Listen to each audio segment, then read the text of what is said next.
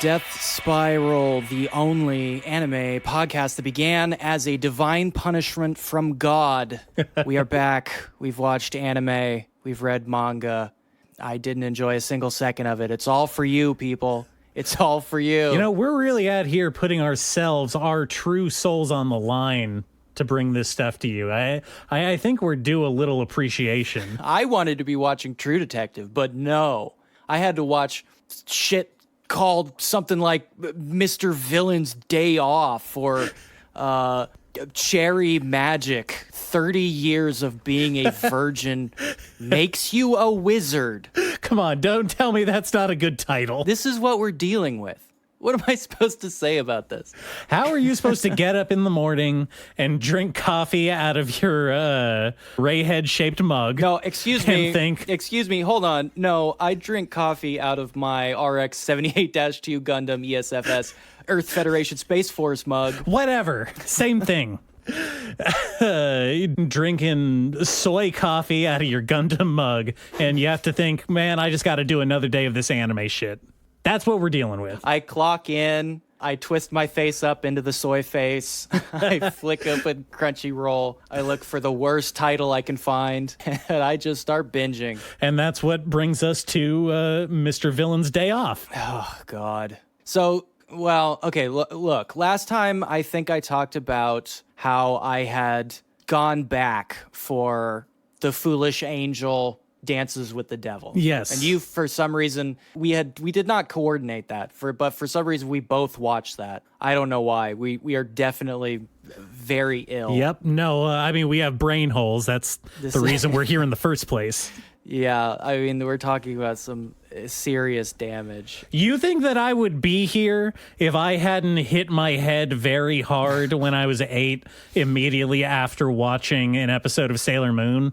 You don't think those two things are connected? Well, you know what? I will say on a side note, a friend of mine, you know who you are, told me that out of nowhere, they had started watching Full Metal Panic. Not Fumofu, not the comedy one that people actually like. the boring one that people don't talk about? Yes, the bad mech one. Were they just that hard up for mech stuff? I don't know. There's other mech stuff out there. I kept asking for clarification. I could not get anything that made any sense.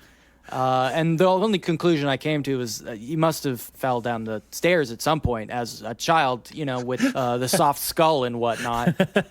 That's the only thing I could think of, honestly. But who am I to judge? Because I threw on an episode of Mr. Villain's Day Off. Just to see. I was just curious. Now, this is another one from the winter premieres that we haven't talked about yet, right? Yes, I think this is another one that we totally clowned on, and then I have sheepishly, tail tucked between my legs, crawled back to. Mostly, let me make my excuses first. Hey, listen, this is a no judgment zone. I'm not over here writing this down to use later in arguments with you or anything. Okay, now that you say that, my preamble is that this is not a judge-free zone. This is a judge-full zone. I am judging constantly. I am watching and I am judging. And obviously not silently. Now, moving to my preamble, just my pathetic excuse, I have been reading Go-Go Loser Ranger. I forget the Japanese title. You've been reading that one for a while. I've been reading that one for a while, and the trailers have begun slowly leaking out. I believe the anime starts next season. Oh, okay. I wonder what house is doing it. Okay, yes. So April 7th, next season, it's coming out.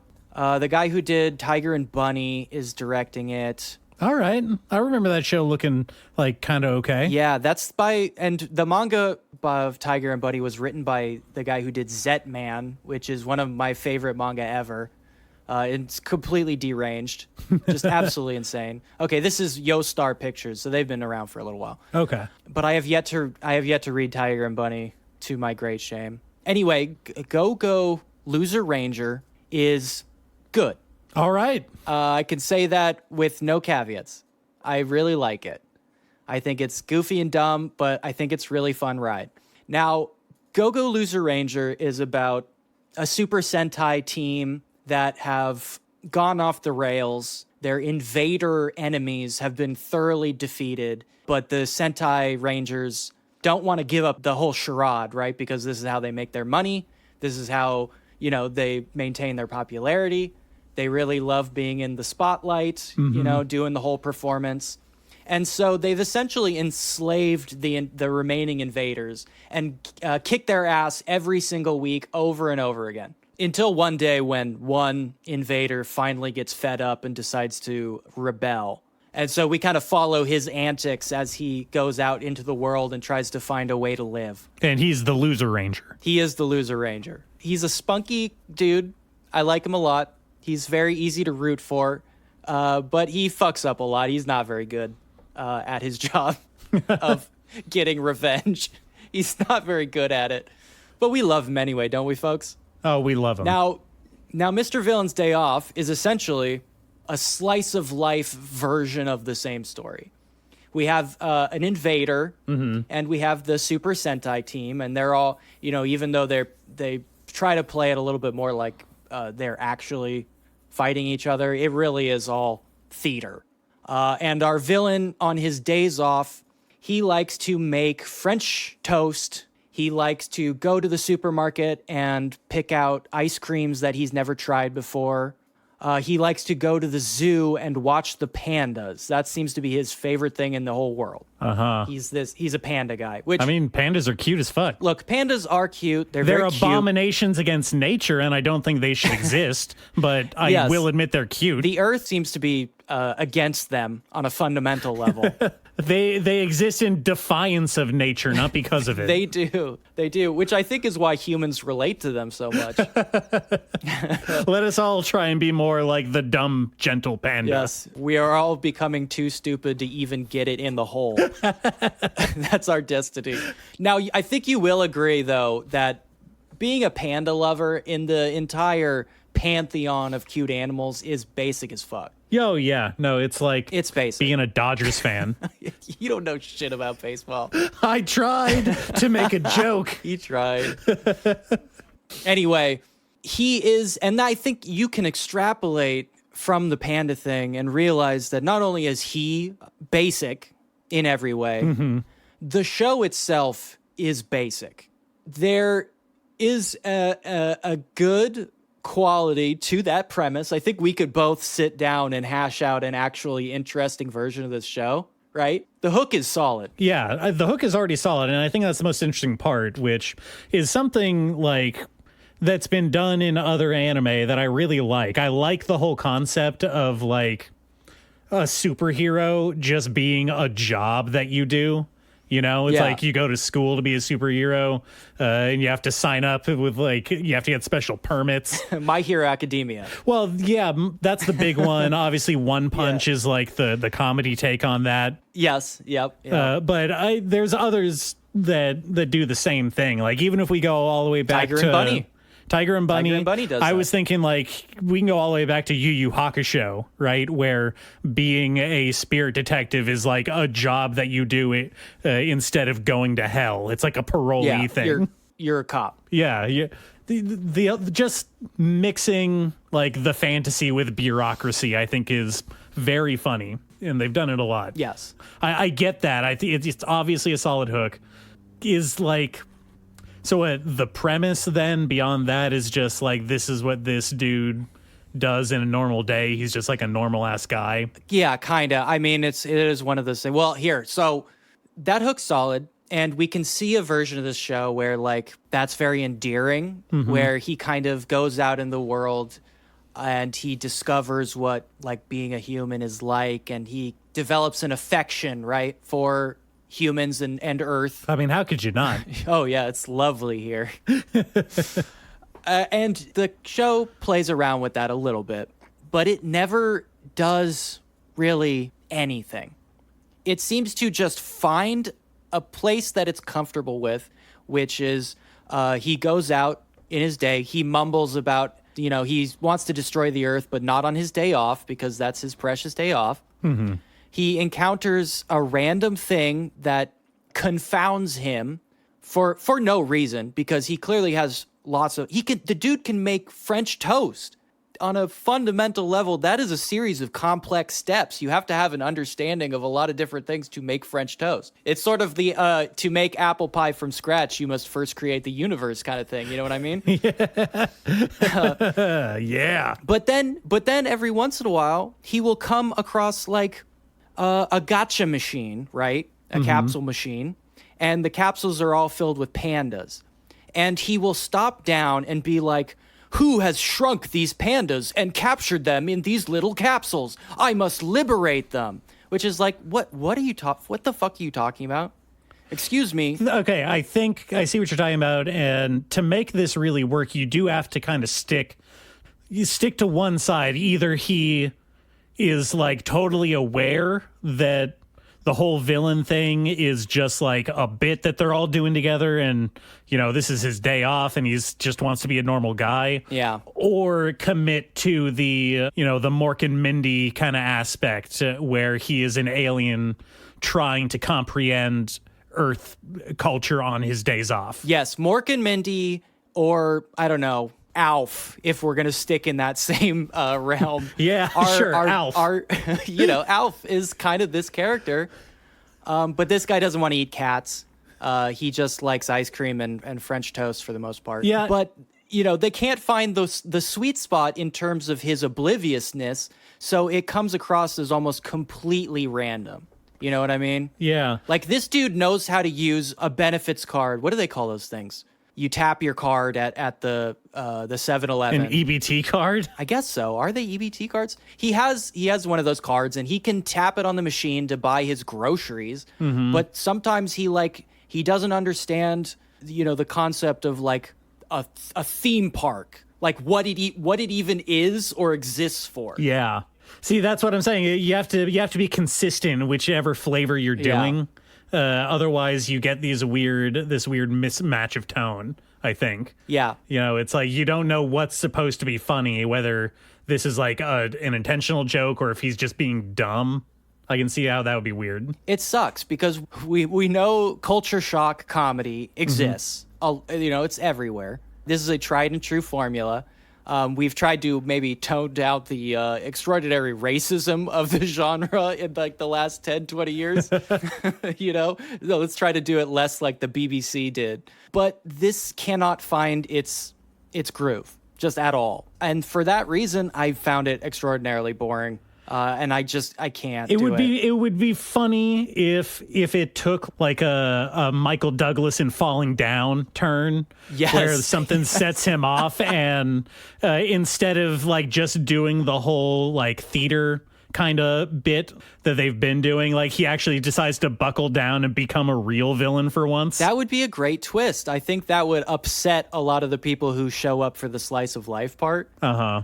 On the flip side, it could also be something like he discovers, I don't know, sweatshops or the prison industrial complex and becomes like, a liberator. An eco-terrorist? Yes, he becomes an eco-terrorist. He starts fighting for the liberation of the human race instead of its oppression, which would also be a great concept. But no, and I think this is a problem I have with a lot of slice of life, quote-unquote slice of life type genre stuff, is it never seems to find anything interesting on the secondary level. The whole Simpsons thing is what makes a Simpsons joke is that they have a great joke and then they follow it up with an even better joke. Yeah. It's the 1-2 punch. Yes. They pull the British guy out of the pile of sugar. I'd do it again too. He vows to do it again. But these slice of life are too content in doing the most boring version of themselves. So it's bad. It's bad and boring. I don't like this show. I think it sucks. All right. Don't watch it. Yeah, I won't watch it. I got to fill the hole. So maybe, I don't know. Should I watch Cherry Magic, 30 years of being a virgin makes you a wizard? Something we used to joke about when we were playing Magic the Gathering. Yes. So this I decided to watch on a whim because of the title, obviously referencing the 25-year-old meme at this point. Is it even a meme? And I'm trying to think back. Is the original version of that joke because I first encountered it as the meme that Alan Moore is a wizard because he's a virgin still. He's never fucked. Yeah. He has a daughter, but he's never fucked.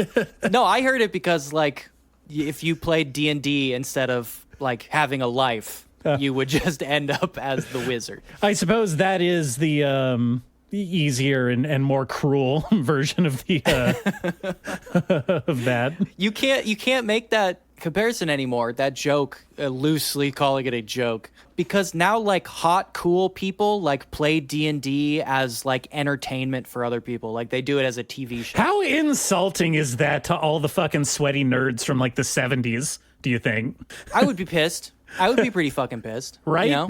Yeah, people who went to jail for selling weed, and now it's you can buy it at the fucking boutique shops around the corner. People who are still in jail for selling weed. People who are still in jail for selling weed. Yeah. Holy shit, I would be fucking pissed. Probably more pissed than the D&D guys. I think it's worse, but hey, not a great comparison. Definitely more pissed, but the same sentiment is there. It's just... anyway, you said this is a show about Mel Gibson? Yeah. Well, it is a What Women Want, but for gay men. Oh, that's what you meant. Yeah. Okay. All right. And so that is actually the one thing I knew about it going into it, was that it was a boys' love show. Right. Well, they're men. Yeah. It feels weird to call them boys. They're 30 years old, as the title elucidates. That is a valid point. It's a men's love. At this point, can we just go back to calling it yaoi? I don't know. Is that term fallen out of use? It feels. I really have to ask my sister, who is a BL scholar. Yeah. How to clarify that at some point. But I've always thought of yaoi as more pornographic. Yeah, that was my feeling as well. But yeah. Anyway, this is about a guy who, as you can tell from the title, was still a virgin by the time he was 30, and thus gained the magical power to read the minds of anybody that he's making contact with.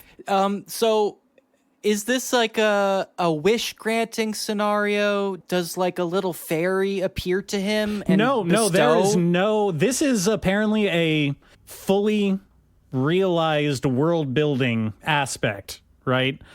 No one gave him the power. There was no magical deity or fairy, which don't call them that, dude. That's not cool. That's BBC shit. We got a cold open in the first scene. It's his 30th birthday, and he's like, well, I turned 30 and I'm still a virgin. I get magical powers now. And thus he is granted, he just kind of magically knows. He just kind of tells the audience. He's like, well, I turned 30 and I got the power to read the minds of anybody that I touch. Okay, this is genuinely insane that this is a systematized part of this world. I should take that back. I'm going to roll that back a little bit because it's not unclear. Nobody gave him the powers, but also nobody else has powers.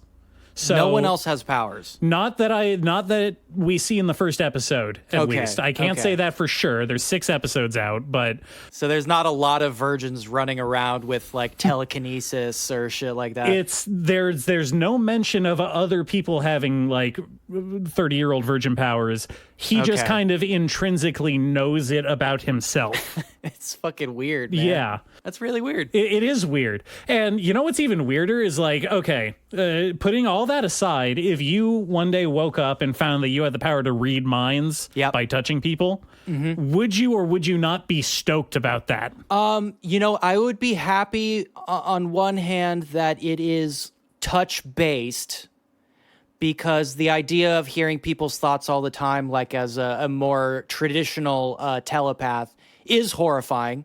I find the whole cerebro aspect of telepathy to be absolutely fucking horrifying. Okay, Obama. I do like that it would be by touch. I can pick and choose the scenarios in which I read people's minds. But also, the only people I am touching are probably people I'm pretty close with.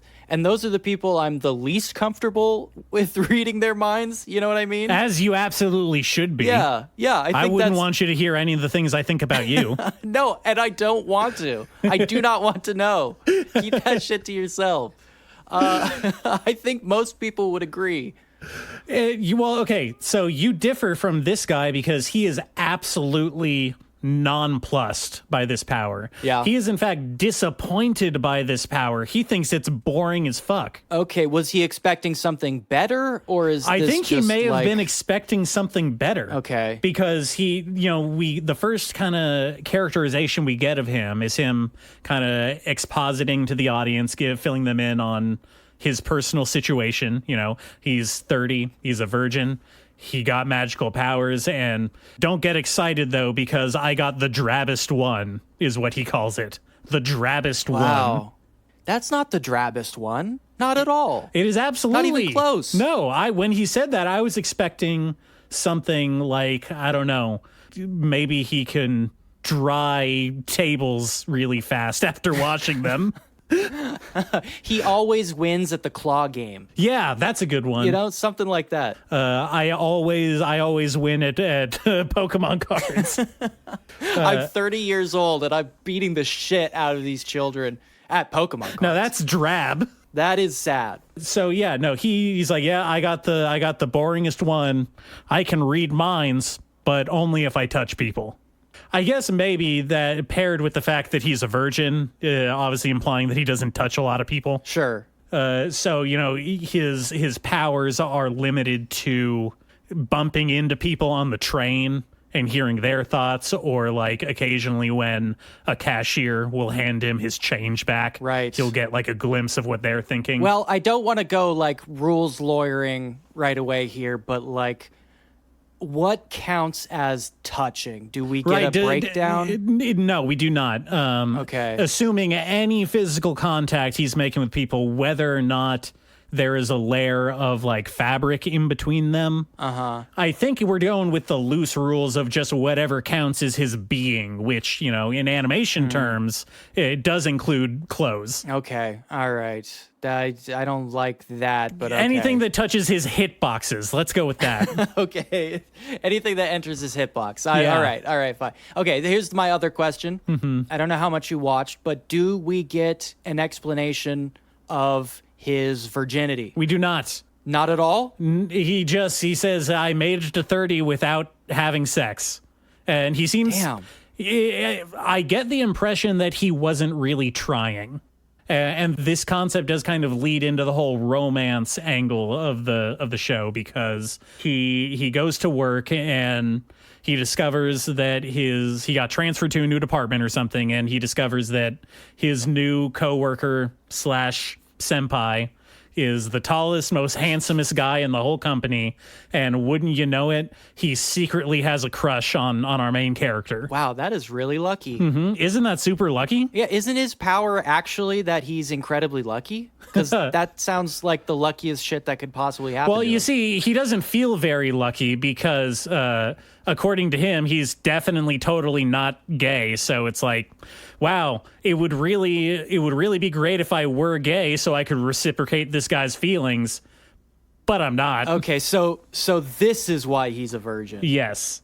Because he reached 30 and he has not hashed out his own sexual preferences. He's a virgin because he's 30 and he's still way deep in the closet. Yeah, he's even tricked himself. Mm-hmm. Oh, well, now I feel bad for this guy. Yeah, and so the rest of the first episode is kind of setting up this initial meet cute between these guys, right? You know, they have to work late one night, and because now he knows this guy has a crush on him, there's unresolved sexual tension. Yeah, that he misses his last train home, and wouldn't you know it, I can't afford a taxi.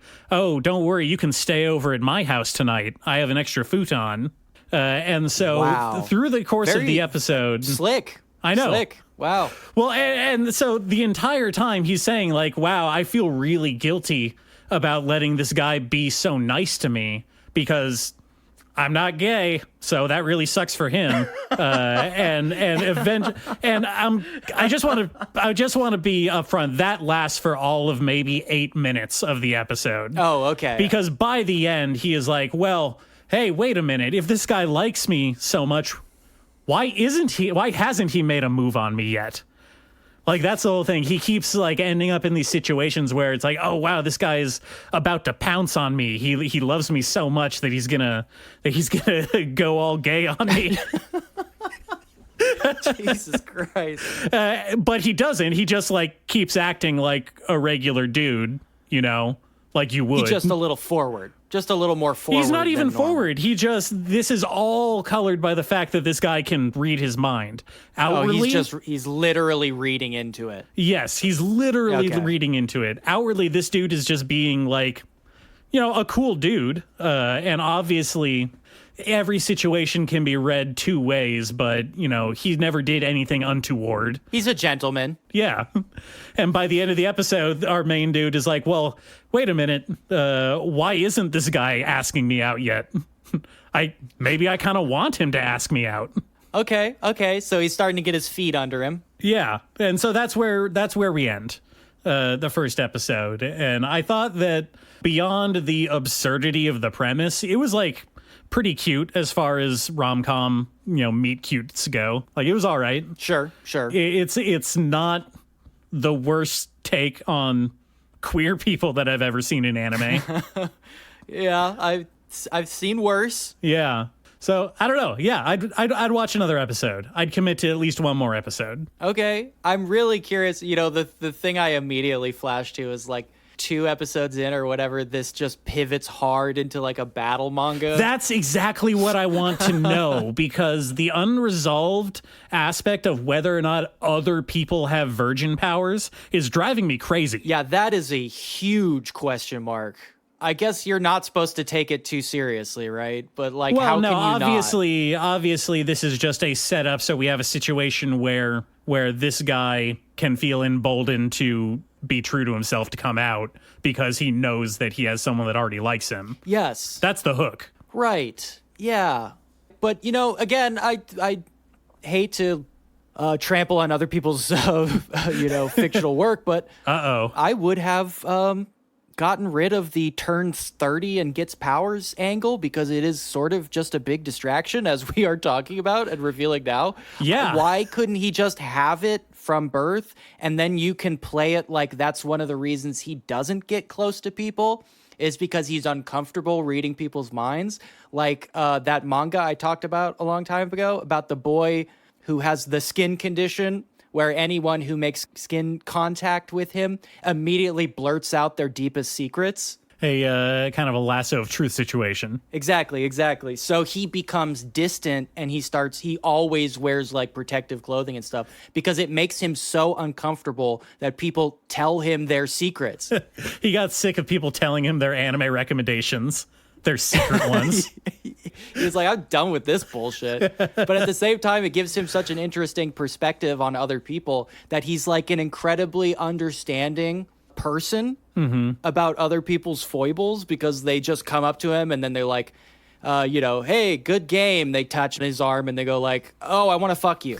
Oh, why did I say that? Oh no. Oh shit. Oh no. I think that's such a better angle on it, and it gives us such a more solid foundation for his character in this world. Well, it's all you start from the joke, right? Yeah. 30-year-old virgins get magical powers, and then you backfill from there. Obviously, it was just a jumping off point. I don't think, to me, like you were saying, I don't think that we're supposed to care that much. But right. But just the implications of it on the story are incredibly distracting.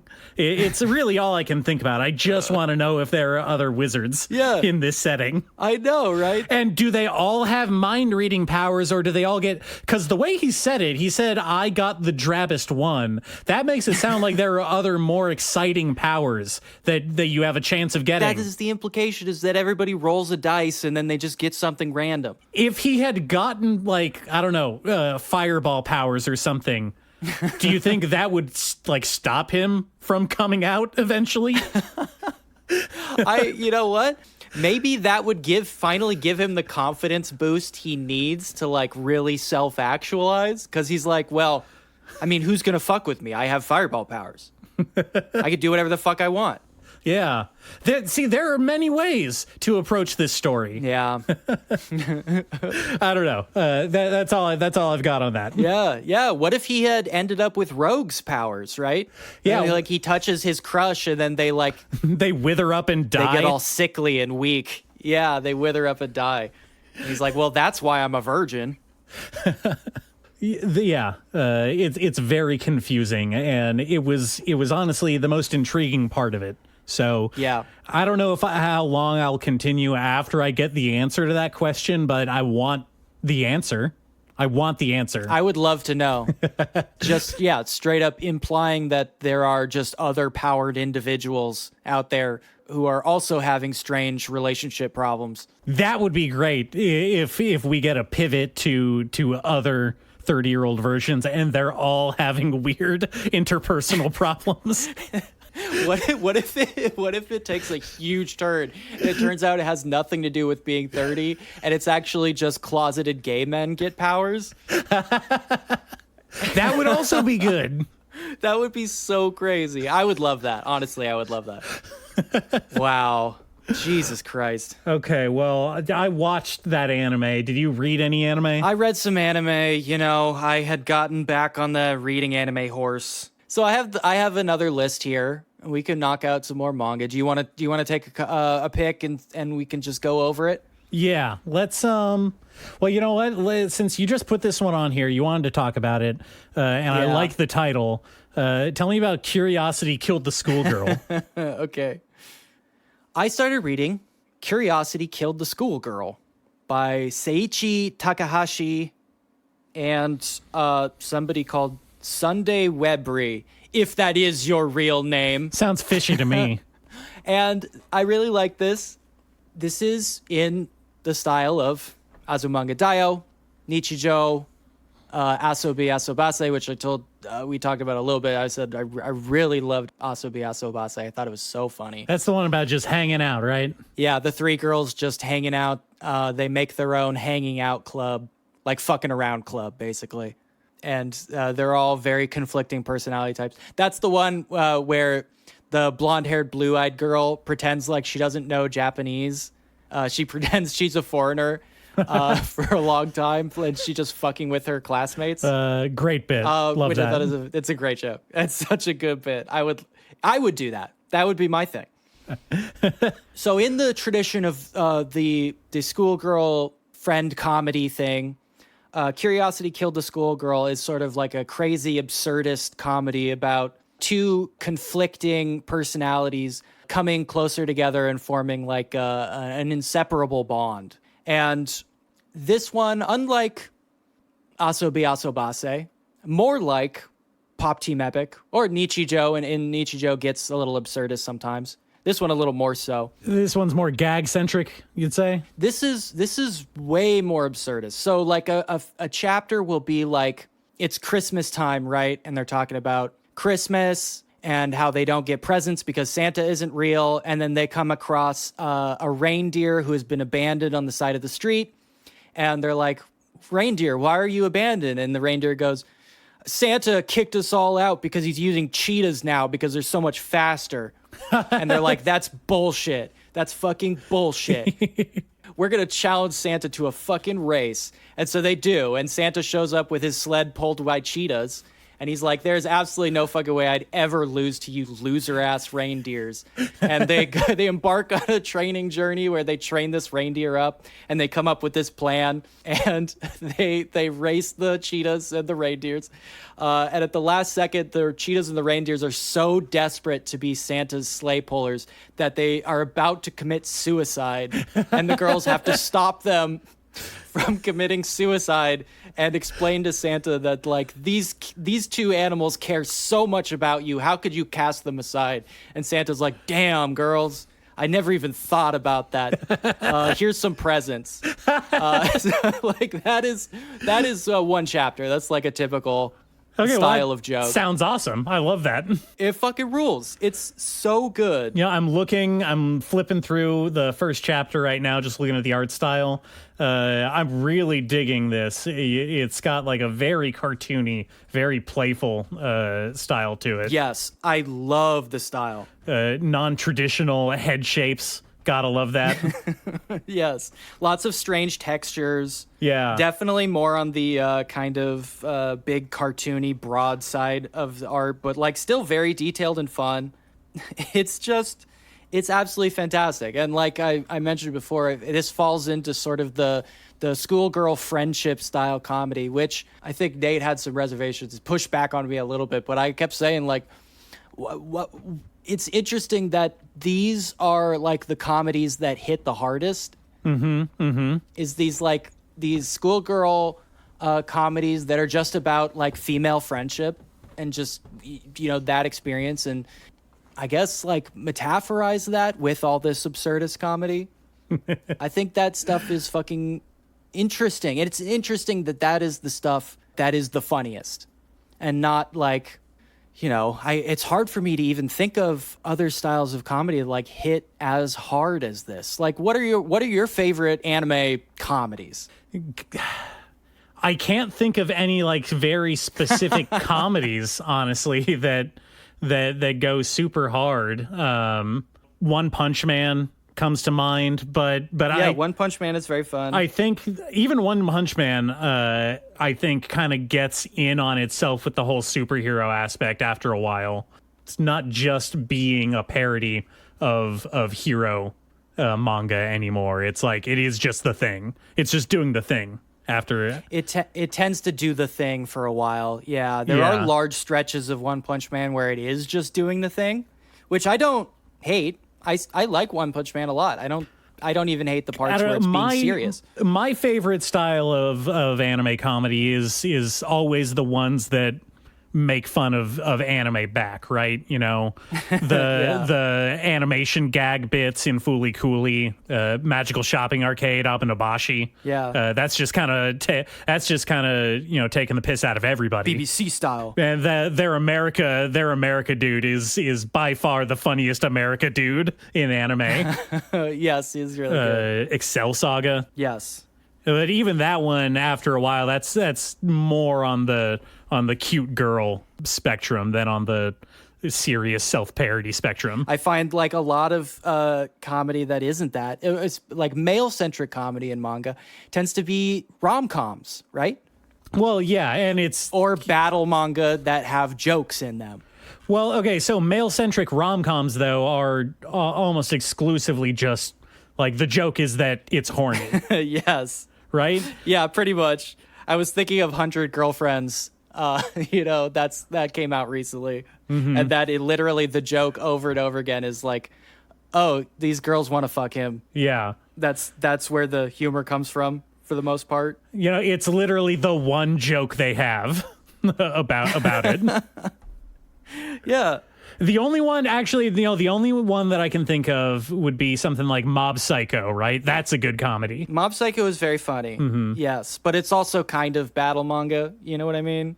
There are straight up battles. It does not. It's not exempt from just doing the thing sometimes. Yes, I've read a few one shots that are very funny. Fujimoto does very funny things in a lot of his comics, but they're not. They're not particularly comedies all the time. I'd be hard pressed to describe some of his stuff as straight comedy, except for maybe Fire Punch. That was very funny. Fire Punch is the greatest modern comedy. Yeah. Oh man, rolling in the aisles. I mean, if you don't think the final panel of Fire Punch was a very funny punchline, I don't know what to tell you. You need to go back and read Battle Angel Alita. Yeah. And get some context. So that's Curiosity Killed the Schoolgirl. I think it fucking rules. Okay. Well, yeah. I'm going to check this out because like I said, I flipped through it and I really like the art. And it sounds like it's pretty funny. So yeah, I'll check that out. Yeah, it fucking rules. Okay. Okay, let's take a break and like I said before, we're going to come back with some fucking Jojo. You know what it is. Hell yeah, it's Jojo time.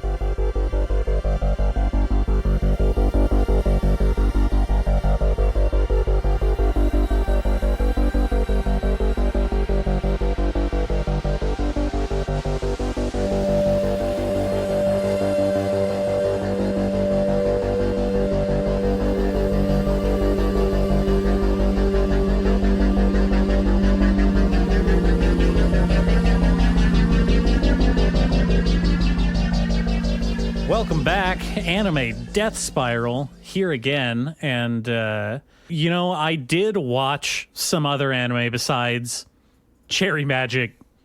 30 years of being a virgin makes you a wizard.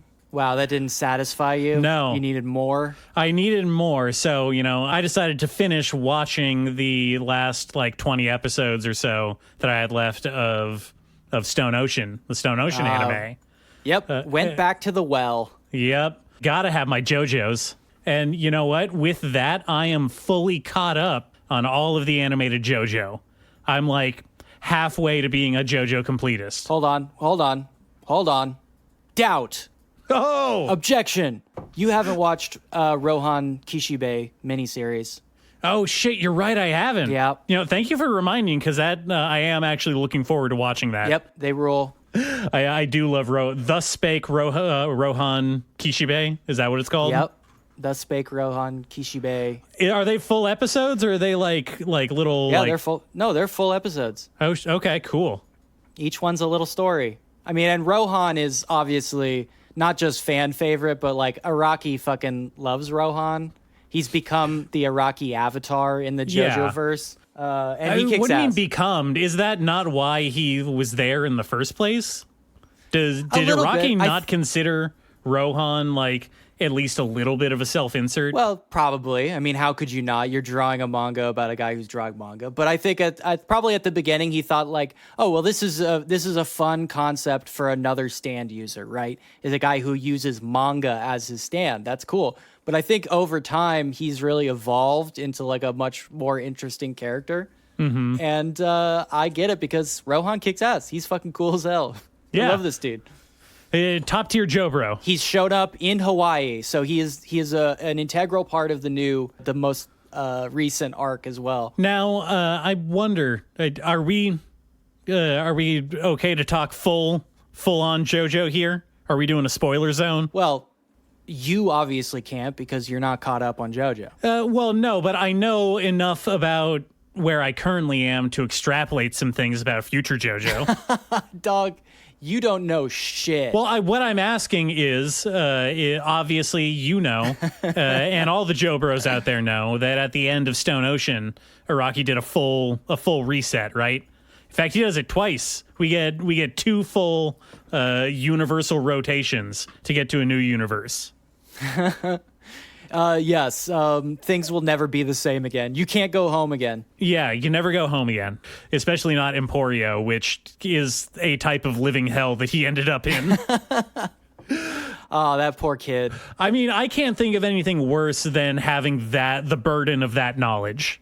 I can't. That would suck. And he lost all his friends. I mean, he kind of met them again, and they were super keen to, the new ones be friends with him, it seemed. They gave him a ride. Yeah, I mean, they're chill with him, but they don't know how much of a badass he is now. They also didn't go through all that shit together, that's exactly. it. They didn't trauma bond. Yeah. So I guess what I was wondering is, obviously this is a new version of Rohan that's showing up in the current JoJo arc. Yes. It's not classic Rohan. It's New World Rohan. But you know what? That dude is his whole thing is so well defined. Even a universal reset can't change the inherent Kishibe-ness of him. Well, I mean, I get that because I think that applies to all the characters, right? There's still a JoJo. From what I understand, there's still Dio walking around in Steel Ball Run. Just a different one. Do you think Jolene would have made up with Jotaro if that whole shit hadn't gone down, though? She was pissed at him. Yeah, I think eventually. She was fucking pissed at him. Yeah. And she should be. He's an asshole. Listen, if it wasn't the stuff with Poochie, it would have been someone else. We don't know. We don't know for sure. Yeah, that's true. There's a lot of weird-ass stand users out there, okay? Stand users are drawn together by fate, so we know for a fact that, something would have happened. Yeah, I don't know. I liked it. I like Stone Ocean, and I liked the anime. It wasn't... you can tell that there were some issues with this season, because compared to the animation quality on previous seasons... especially Diamond is Unbreakable, which was goddamn awesome to look at every episode. I really liked Diamond is Unbreakable anime. Yeah. We take some sharp quality declines throughout this one. A lot of relying on still reaction frames without really much animation going on around it. You know what I'm talking about? Well, yeah, produced in the middle of a global pandemic. I'm willing to give them some slack. I'm not, It doesn't help. I liked it. I already said that. I didn't not enjoy it. Yeah. But it was no Vento Oreo. It was no Diamond is Unbreakable. Sure. It wasn't even a Stardust Crusaders, which is my favorite arc, but it's definitely not the best animated one. Sure. I mean, I will have to deduct a couple of feminism points from you. Oh, what? Calling the only female-led JoJo the worst one is, I'm sorry, but just on a technicality, I will have to subtract some feminism coins from your pocket. You're using sorry. stuff I said outside of the show against me. I didn't even get to the part where I said I think it's the worst one. Well, do you think it's the worst one? Well, I mean, technically, yes. Oh, yeah. Here we go. Listen, there is a very small amount of space in my heart between all of these, okay? You're saying it's a photo finish. It is an absolute photo finish. Okay. Diamond is Unbreakable just happens to come in fifth. All right. by a hair. That's all I'm saying. Diamond is Unbreakable? Or no, Stone Ocean. Stone Ocean. I think Diamond is Unbreakable wins out against Stardust Crusaders for me. All right. Not the most controversial opinion, but okay. All right. No, I think my most controversial opinion is that I like Phantom Blood more than Stone Ocean. I mean, that is wild. I've always been of the opinion that Phantom Blood kicks ass. I think it kicks ass. I realize why people have a hard time starting there. I mean, I get it, but man, the Dio Jojo story is like so fucking intense. It's so good. It's so cool. It sets up the entire dramatic core of everything that happens afterwards. I think you guys you gotta give it a shot. You gotta power through. Yeah. It's so fucking good. Honestly, in my opinion, I guess, I hate to say this, but I think Battle Tendency is the weakest. If I had to put it on a list, Battle Tendency goes squarely in between Phantom Blood and Stone Ocean for me. Yeah. I have a real soft spot for Joseph and the younger Zeppeli. Yes. Shit, what's his name? His name is Caesar. Caesar, thank you. Yeah. I have a real soft spot for Joseph and Caesar's friendship. I thought that was really fun, the way they played off each other, because usually what you would do in that situation is you have one guy be like, the taciturn straight man, and then you have the other one that's like the wild card. But they were both scamps. They were peas in a pod. Absolutely. Joseph is one of, absolutely top 3 JoJos. Joseph fucking rules. I love Joseph. And Caesar is the first modern Joe Bro as well. Yeah. So it's very hard. It's very hard to put these up against each other. But yeah, I don't know. I think it suffers being just the one before stands. Sure. I think that hurts. I think it suffers from being the one that has good Nazis in it. You know what? Between the good Nazis thing and Smokey Brown, the little black boy who is dropped 10 chapters in because Araki's like, oh no. And grows up to be the mayor of Chicago. Yes. It's like, oh man, I don't know, man. That's a little tough, but okay, Battle Tendency is bottom tier in terms of cultural sensitivity. Yeah, there's some shit going on. Battle Tendency is the least wokest JoJo. Yeah, and Joseph just straight up fucks around too. Not cool, man. Yeah, I feel like that was almost a bit of a backwards character assassination for Joseph in Stardust Crusaders and Diamond is Unbreakable. Yeah. I am not excusing his behavior or adultery or anything like that.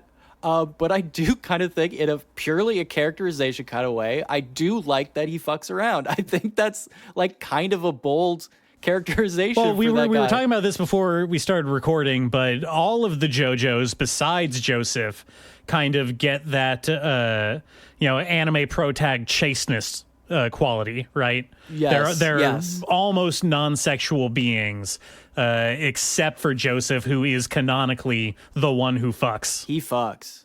He definitely. Well, Too much. It caused him issues. Yes, he fucks too much. Jonathan was obviously he had a bride. They were taking a romantic cruise together and all that stuff. So he's a little bit up there. Yeah, but you know, he was a Victorian Englishman. He closed his eyes and thought of the Queen. Yeah. And the weirdest one, of course, is that in Stone Ocean, Jotaro has fucked somebody enough times that they actually had a child together. Yeah, but we don't talk about the mom. She's not important. Yeah, and you would not know it from his personality or behavior. Okay. Stone Ocean is the one that confirms that in that time during Stardust Crusaders, where Dio was just like waiting around for the Joe Bros to show up, he was fucking that whole time. Oh yeah. Like that was all he was doing. No, Dio is extraordinarily sexual. Yeah. He is a sexual being. It's interesting when you pointed out now that the canonical overarching like biggest villain in the series is also the one who has the most sexual agency as a character. Oh yeah. Well, what I find the most interesting part of that is that oftentimes characters who are sexually liberated in manga and anime are women and evil women. And what makes them evil is usually a direct correlation to how sexually liberated they are. Yeah, that's some old school misogyny. Yep, it's some very old school shit. So in making that trope into Dio, the strongest vampire, he was vamping all over the place. yeah, there's just some interesting gender dynamics at play here. Definitely something weird about making that, fucking a priest of all things. Well, I mean, that's just good old fashioned comedy. Interesting. That's a good joke. That's just pure irony, right? Yeah. Okay. We are busting out of Stone Ocean into a full cannonball into the JoJo pool. So what I want to do, just to keep this light and on track, is Yeah, sure. we could talk about each season. I want to do like a JoJo playlist, if you will. Obviously, one of the biggest markers of JoJo is that Araki loves to do extremely heavy-handed musical references. I mean, to the point where they have to legally change the names of almost every character in the American localizations. Yes, to the point where he is actually fucking with the copyright of the show. Japan had to write special copyright laws specifically around JoJo's Bizarre Adventure. So we might as well look at JoJo through that lens, right? Sure. I think of almost every season of JoJo as like a road trip you're going on. Some more explicit than others, obviously, like Stardust Crusaders. But all of them are adventures, right? Every good adventure needs a good soundtrack. Absolutely. And the soundtrack to our season 1, Phantom Blood. This was, I want to say 86 or 87 is when Phantom Blood premiered. I don't know. Tell me if I'm right. I feel like that's a good guess. Phantom Blood, season 1, manga 1, began publishing in 1987. Yeah, I was on the mark. Phantom Blood, of course, being the shortest, only ran to October of the same year. I think these have the strongest standing for best soundtrack. Because I mean, I'm looking. We have Queen. Well, hold on. Let's do our little mixtape. You give me a couple, and I'll give you a couple that are going to end up on my shitty burned CD that you're going to forget about because I forgot to use a Sharpie and mark it. We're just picking a few from each one to make up our mixtape here. Is that the... Yeah, pick one and then tell me about how the character and then the music. I mean, if we're being all inclusive, I'm going to lay claim to Roundabout right away. I think that's the most iconic JoJo song there is at this point. So I'm calling that. I'm calling it right now. All right. Roundabout is great. Absolute fucking stone cold classic. What else is on your mixtape? I'm going to go with Eleanor Rigby, the Beatles, classic. Okay, you can definitely have that one. What else? We got Jeff Beck on here. I'm going to take him. Hell yeah. Oh, now that's tough. I have a couple of Jeff Beck albums. All right, what do you got? What do you want from this one? Well, I have to admit, I was never a huge fan of Dio, Ronnie James. Obviously, the eponymous Dio, right? You know, I liked a couple of his when he was in Black Sabbath. I definitely like some of that era. I think it's very funny that he represents Dio because I can't think of someone who looks or resembles Dio the vampire any less than Ronnie James Dio the person. Yes, but absolutely perfect in tenor with how dramatic they both are. They both absolutely have a flair for the dramatic, the theatrical. Yes. Now, of course, in Phantom Blood, we meet Zeppeli the First, right? Who is a pretty heavy-handed reference to Zeppelin, Led Zeppelin, right? In terms of Jojo, maybe it's a little too on the nose, but like Immigrant Song is obviously right fucking there. I think Immigrant Song kind of fucking rules for Jojo. Oh, absolutely. Man, that opening riff. Yeah. With the chugging guitar. Yeah, it kicks ass.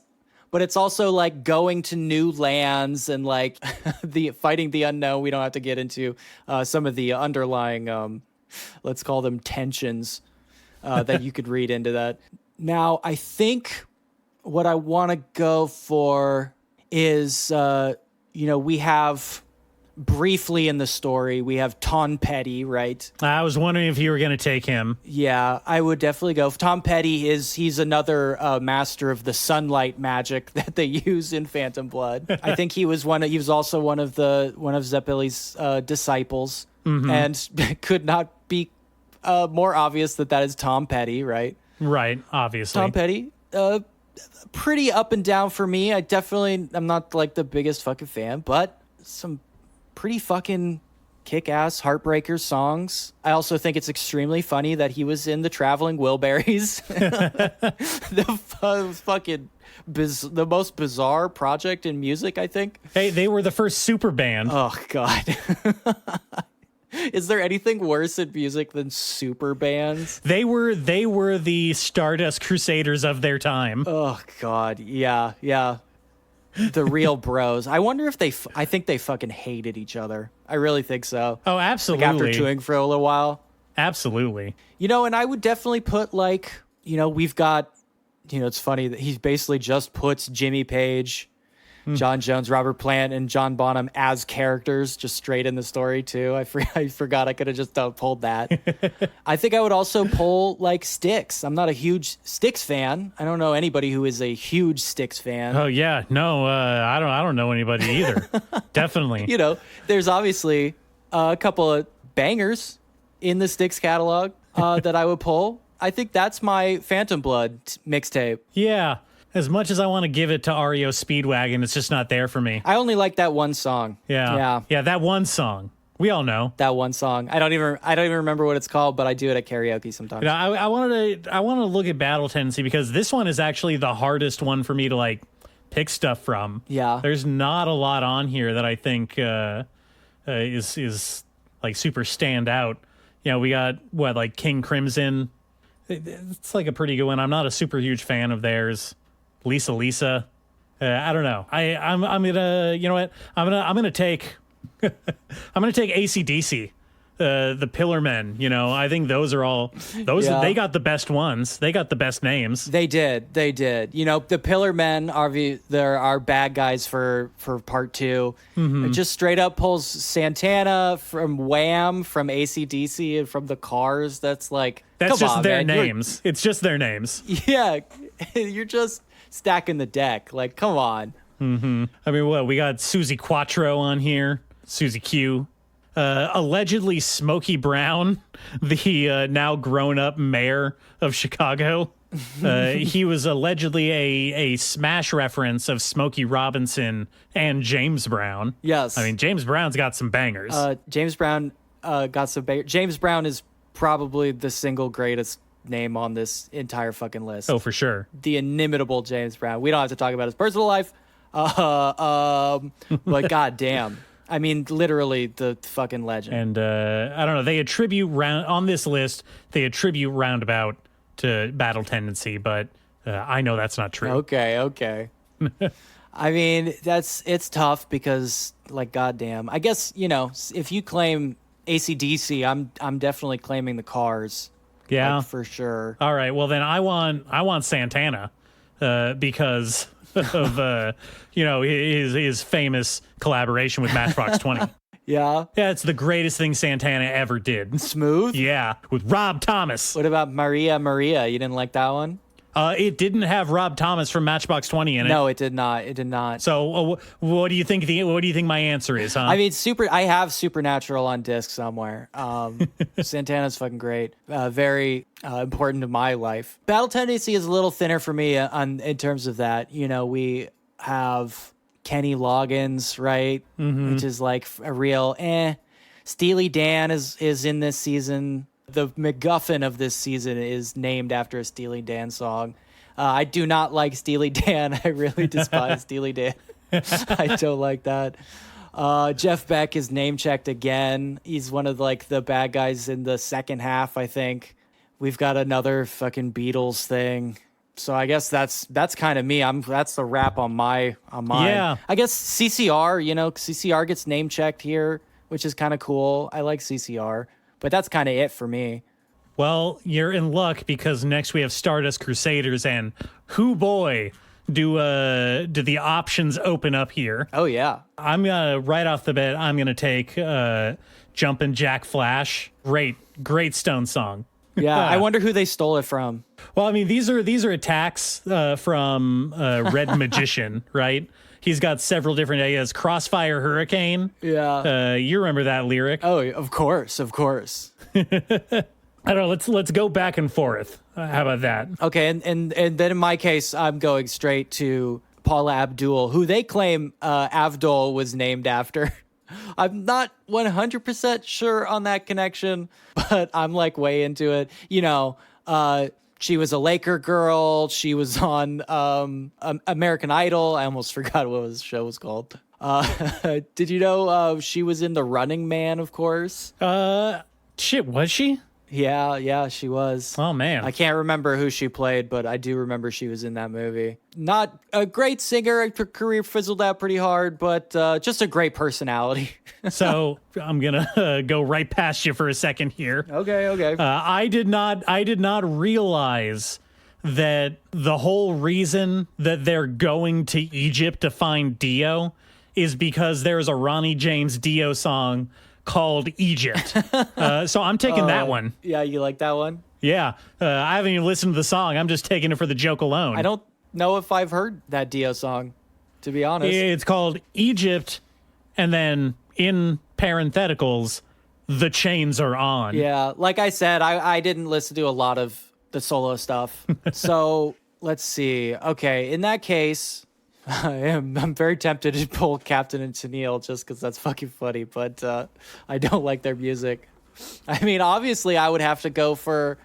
again, this is dubious, but they claim that Forever... Oh, damn. I was going to take that one. The ape whose stand is an entire battleship is named after the Wu-Tang album Wu-Tang Forever, which I don't think that's true. I don't think that's true either. And if it was true, that would open up some really bad implications. Yeah, about this whole thing. What does that mean? Yeah. But hey, I can't pass up Wu-Tang. I mean, that is straight up as a little Jewish kid. Wu-Tang was pretty revelatory for me.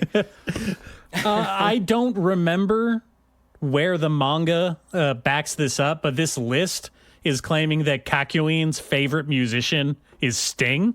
I guess that kind of makes sense for the character. I'd believe it. Yeah. In the sense that anybody whose favorite musician is Sting is probably a creepy weirdo who does stuff with his tongue. Yeah, kind of a weirdo. Now, the question for me would be is it post-Police? Well, I would absolutely say it's post police. You think so? Yeah, Yeah, that's why he's evil at first. exactly. But I'm not choosing that one. That's not on my list. I'm gonna say Devo from the character Devo the Cursed.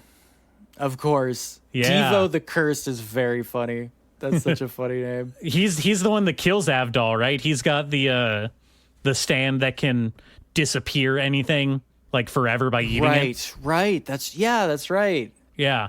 He appears like right at the very end of the story. He's like Dio's like top lieutenant. Right. Yeah. He's one of the mini bosses. Yeah. Okay. In that case, I have to go again. I'm not 100% sure how they're pulling this, but Hall & Oates, they claim Whole Horse is named after Hall & Oates, which I guess, maybe. Is it named after like a song title?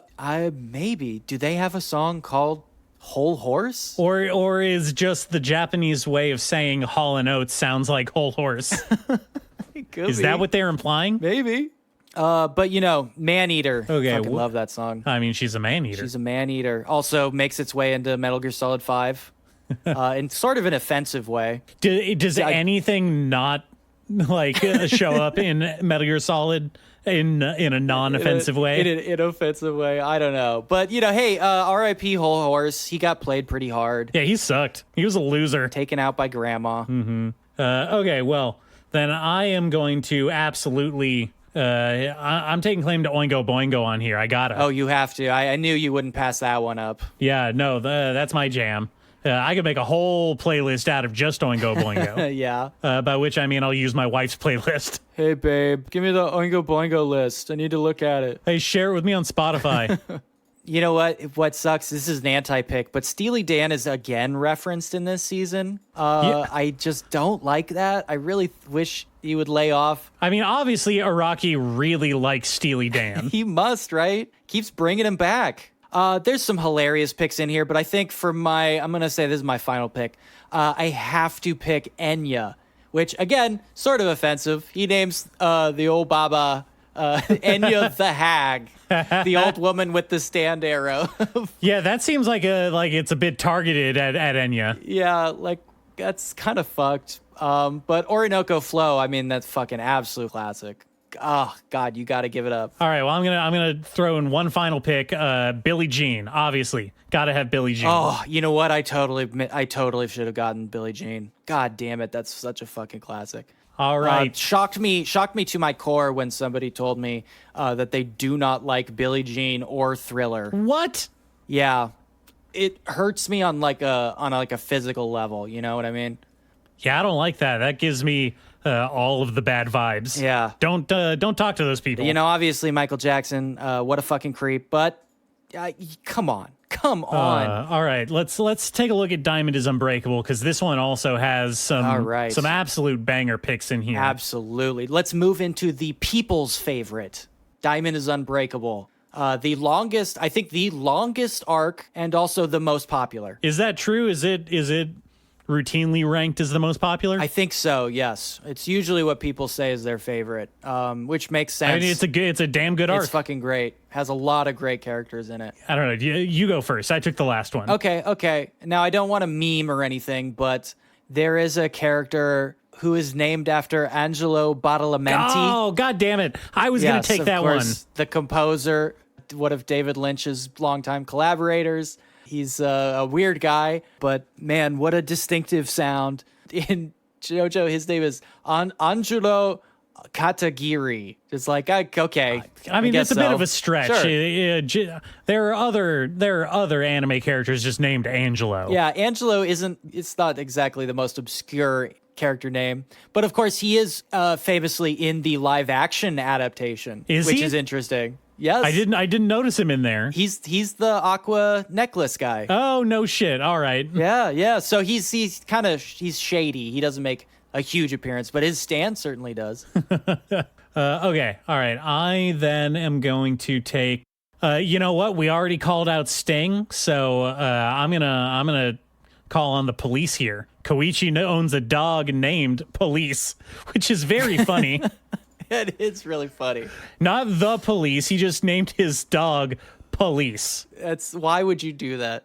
And so Oh my I think God. I think if we're talking about it, this one is definitely Sting. Or do you think this is just the police without Sting, or is it Sting and the police? Oh, there is no police without Sting. Come on. Well, fair enough. Oh man, there's so many great cuts in this. I mean, it's really, really hard to resist not just jumping straight to Queen. There are so many Queen references in this season. You know, Kira has his whole stand is basically Queen themed. Oh, yeah. Another one, Bites the Dust, gets name checked like a bunch of times. I mean, his stand is named Killer Queen. Yeah, his stand is named straight up Killer Queen. But I think I want to go with Curtis Mayfield because the weird guy who shows up later, his stand is called Superfly, which is not only a great Curtis Mayfield song, I think it is my favorite Curtis Mayfield song. I don't know, not Pusher Man? Not Pusher Man's great. You know, Freddy's Dead is great. Moving on up. Obviously, fucking classic, but there's something about Superfly. I mean, obviously, like they made a whole fucking movie out of that song, you know? Yeah. Like a whole ass movie hinges on how good that song is. Okay. Then I am going to jump in and take. I'm going to take on Pearl Jam. I'm going to throw them on my list. They are. You know that means come, right? Yeah, I figured it out. So just want to. Okay, all right. I just Listen. wanted to They are the stand of an Italian chef. How much more obvious could it be? Yeah. Oh my God, he's coming in the food. Oh no. Oh God, the tomatoes come alive. Oh God. According to this, in that chapter, Okuyasu compares the harmony between mozzarella and tomato to the harmony of Simon and Garfunkel, which I think it's very funny if you know any of like their working history together and how much they hated each other by the end of their duet career. Yeah. All right. Okay. None of these other musical references in Diamond is Unbreakable directly translate to come, but in a roundabout way, I'm going to go with the Red Hot Chili Peppers reference. Oh, shit. Yeah.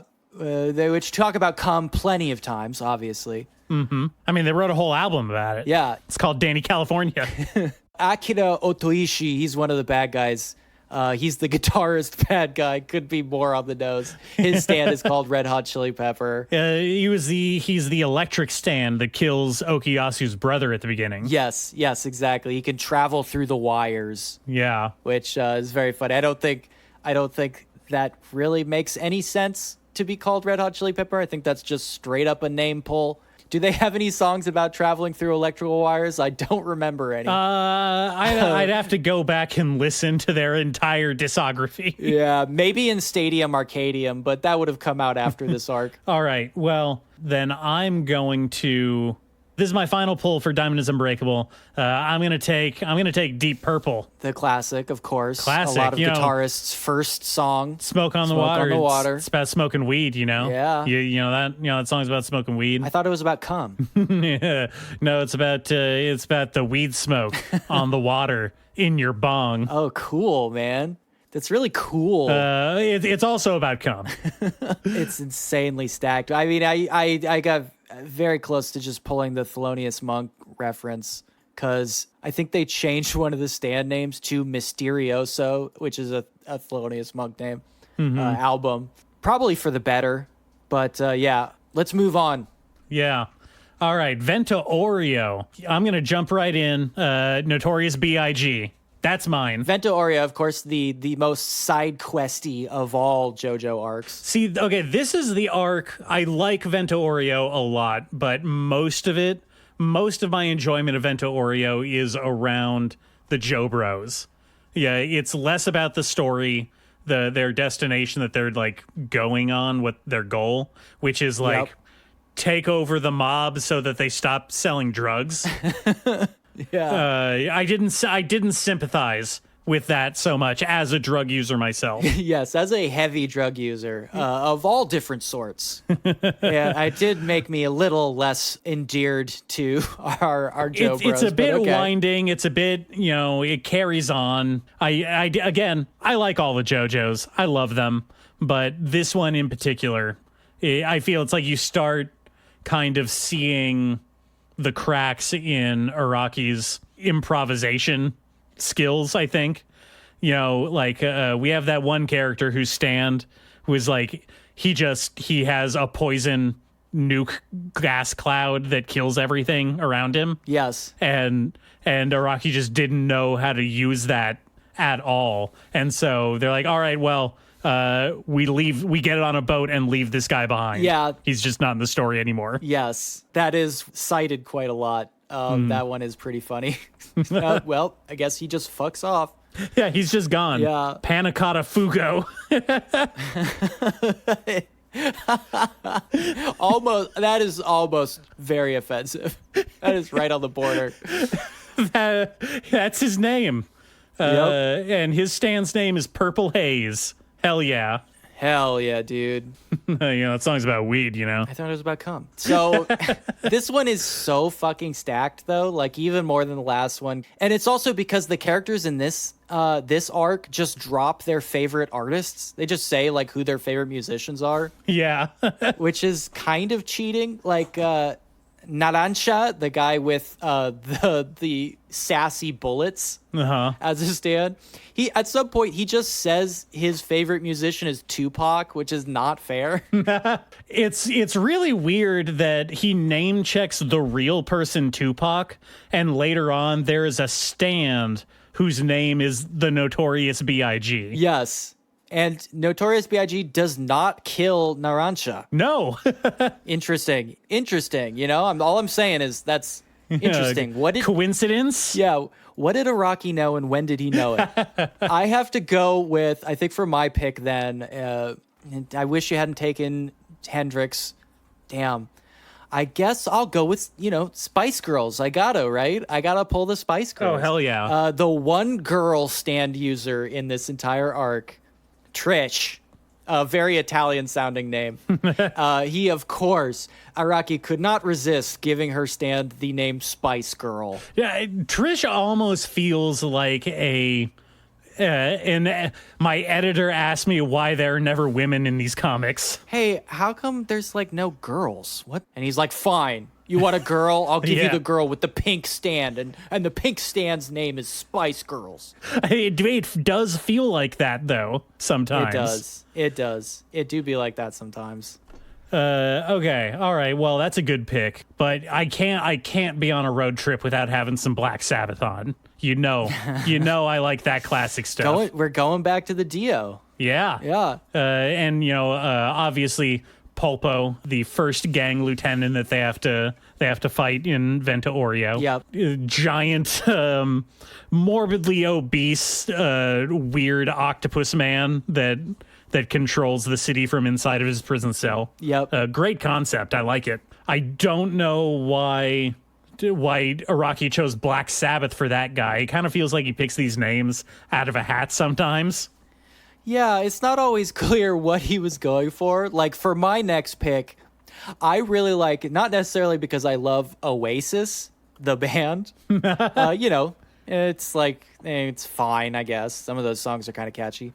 But I love that the character whose stand is named Oasis is basically like the BDSM sub to the guy whose stand is Green Day. And I'm like, man, there's some weird shit going there, right? There's some weird shit going on there. Chocolata's stand is called Green Day. Yes. And Seko's stand is called Oasis. Seko, of course, being the dude in the gimp suit who swims through the ground. One of my all-time favorite gimps. Yeah, he's one of the best. Okay. All right. My next pick then is, because honestly, this season is stacked with a lot of people that I just like listening to anyway. So I'm taking Talking Heads. That's really good. It was a close pick between that and the Beach Boys. Just barely won out above the Beach Boys, though. That's hard. Well, there's so many I'd rather pick, kind of, but I feel like to be true to myself, I do have to go with. And again, this feels borderline offensive, but Risotto Nero, whose stand is called just straight up Metallica. Not even. Well, okay, that's what I'm really starting to notice here is is this is the point when he, like, Araki dropped all pretense of trying to make these like clever references, and he's just naming them the thing. Like they're Metallica, The Stand, Talking Heads, Notorious B.I.G., Spice Girls. These are all just names of people that exist. And so what I never have figured out is, do these artists exist in the world and the stands are named after them, or do they not exist, or do they have different professional names for these groups? It's impossible to tell. You cannot say my favorite musical artist is Tupac and then claim that like Biggie doesn't exist. Like, right? That's what I'm trying to reconcile here. That is insane. Oh man. Okay. Let's pick one more. Pick one more from Vento Oreo. Okay. I mean, it's too stacked. I've got to go. I'm actually drowning in options here. You know, Snoop gets name checked here. Kraftwerk gets name checked. Kraftwerk extremely influential on me personally. You know, Miles Davis is on this fucking list. It's a little bit of a, Bucciarati, one of our best Joe bros. He's Zipper Man, right? Hell yeah. He straight up just says Miles Davis is like his favorite artist, which is really funny to me. But just straight up, I think I have to go with Jodeci.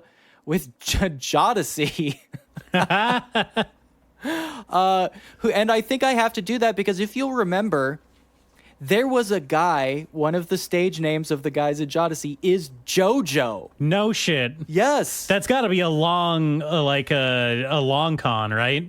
That was thought out years in advance. It's crazy, right? I mean, I have no idea, but like, you know, singles like I think everybody knows "Freakin' You" or like "Get On Up" are the singles from Jodeci. They didn't last for very long, but quite a connection, right? That's interesting. Okay, let's wrap it up here. Move on to Stone Ocean. That brings me up. That brings us up to where I am currently in the JoJo canon. Yes. Obviously, my thirst has only begun to peak for these JoJos. I think I'm finally going to start reading the manga after this. Jeez, finally. Christ. Well, next to Diamond, I hear Steel Ball Run is like, everyone calls that peak JoJo. It's incredible. I mean, they're all incredible, but that is incredible. Just for the American president. The best fictional American president ever.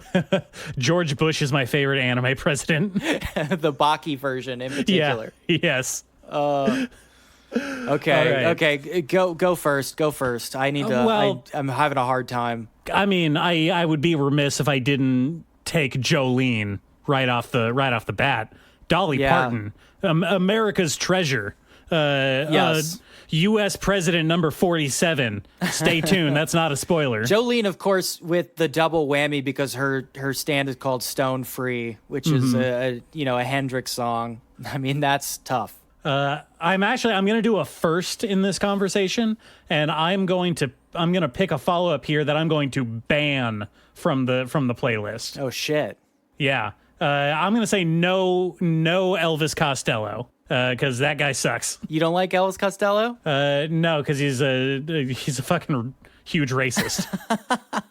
Elvis Costello is really funny in the Larry Sanders Show. He makes a really funny cameo. Okay, all right. There's some really great ones here. I think just because it makes me laugh.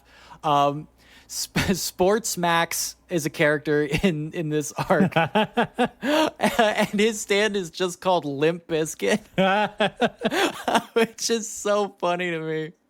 Not even a song by Limp Bizkit, just Limp Bizkit.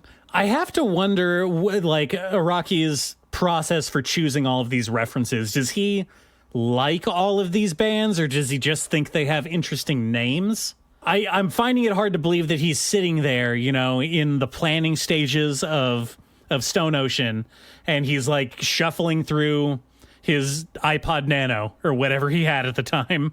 I guess that was a little bit before MP3 players. He was shuffling through his car CD book, and he's like, "Oh yeah, Limp Bizkit, I love those guys." I'm going to immortalize them in this character that drowns in a pipe. What do you think his favorite Limp Bizkit song is? Is it Nookie?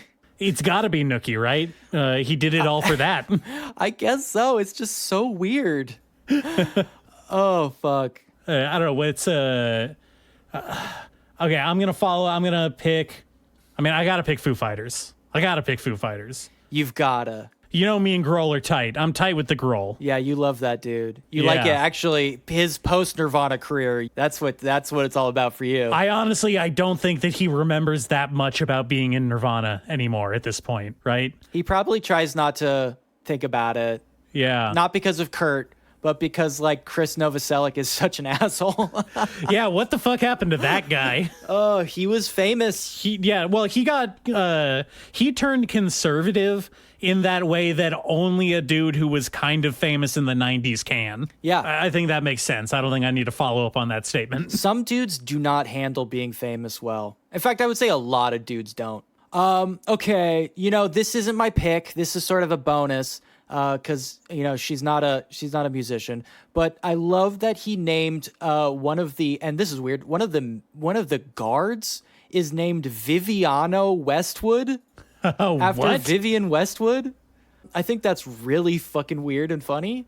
Yeah, that's incredibly specific. Yes. Now here's a weird one because now his stand was originally called Earth, Wind, and Fire, which is the GOAT, but they changed it to the anti-GOAT, Bob Dylan, which is just what a weird downgrade for the American release. Oh, is this a Bob Dylan hate cast now? There are other people who have espoused similar sentiments, but I am on the Bob Dylan hate train for sure.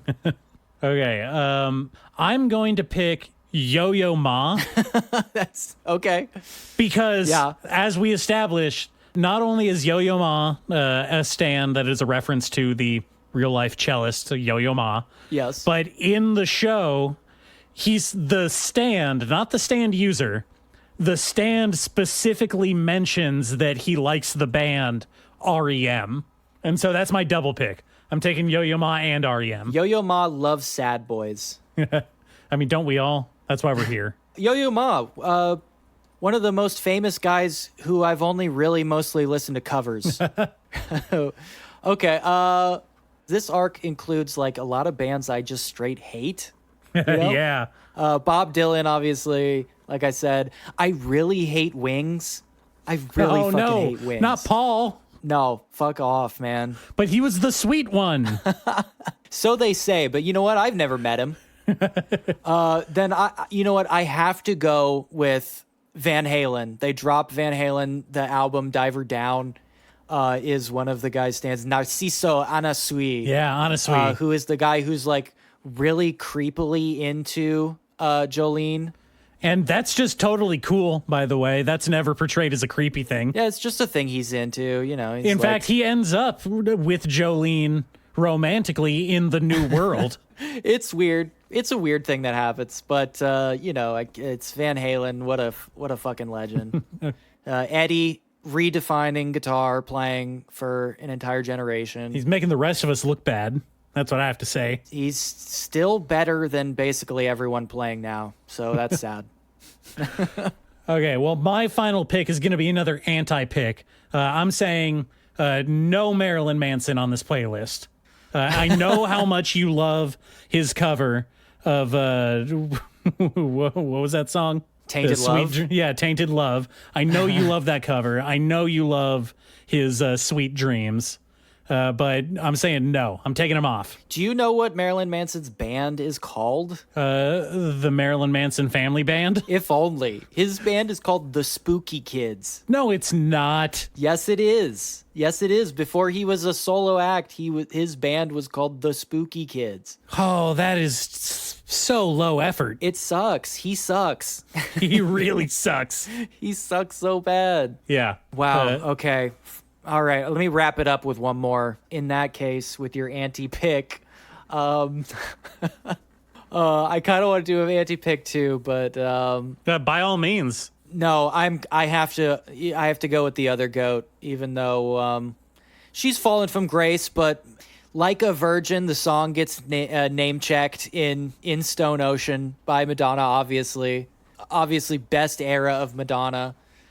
She was absolutely the fucking queen of the world at the time. Oh, absolutely. Yeah, and it's name checked in a very strange way because the prisoners have to wear bracelets in the prison yard.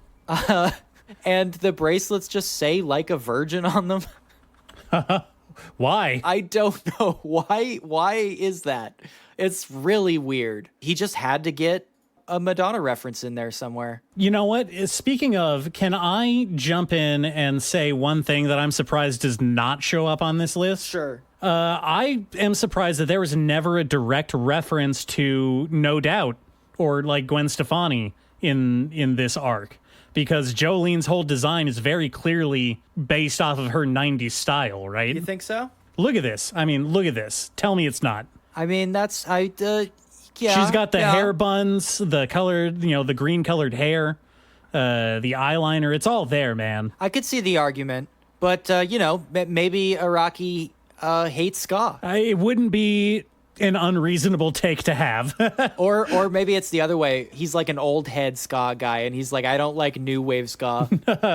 None of this new wave shit. You bring me that dub shit back. I want to listen to the Scatolites. Yeah. I would love it if his music references got in, like, not that all of these are super, like, a lot of them are super on the nose. A lot of them are a little bit more, veiled. But if he just started getting to like really esoteric shit that nobody's heard of, that would be cool. That would be funny. Well, I will say this. Do not read ahead on this list. Okay, all right. That's a hell of a playlist. We're dumb and we didn't write all of them down, so we can't wrap it up with the full list. But I think if you listen back, you could pick them all out. That's a fucking crazy ass list. Just to wrap up this music thing, this is an Iraqi thing, but Buck Cherry, that's Chuck Berry reversed, right? I mean, I didn't think of it before, but yeah, that makes sense. Yeah, wow. I'm going to be thinking about that. I'm going to be thinking about that all day. I'm going to fall asleep thinking about that. All right, Jesus. We talked about anime like this whole time. That's crazy. I'm actually a bit disgusted with myself. I never intended to talk about anime this much. I know. Me neither. Where has life taken us? That was specifically, we talked about one anime this whole time. But if we were going to pick one anime to talk about, JoJo really is the one. If you have to pick one anime to watch, JoJo's the one. I'll tell you that. I mean, that is the one. I can't think of anything that comes close, honestly. People will come out here and they'll be like, Miyazaki movies, Cowboy Bebop, and it's like, fuck off. No, it's fucking JoJo. Oh, absolutely. Yeah. And I'm saying this from the perspective of a guy who used to be one of those guys, right? Yeah. Now I'm a JoJo guy. I used to be one of those other guys. Now I'm not. You understand now. I get it now. You get it now. I understand. You made me care. I care now. Oh boy. Okay. Now, if you've never watched JoJo, I mean, just through the credible, undying power of music, to watch JoJo. Go out there, watch JoJo, be free, learn the true essence of anime from the god Araki Sensei.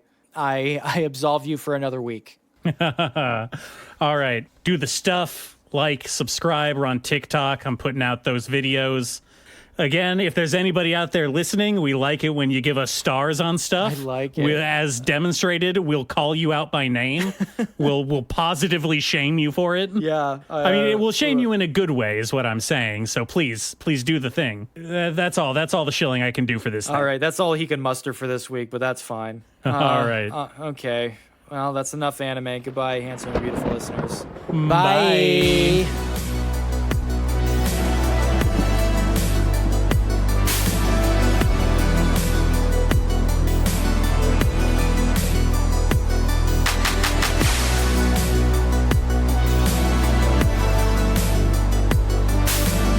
Yeah, I fucked around, so what? I literally Destiny's chosen one. I don't understand what the problem is.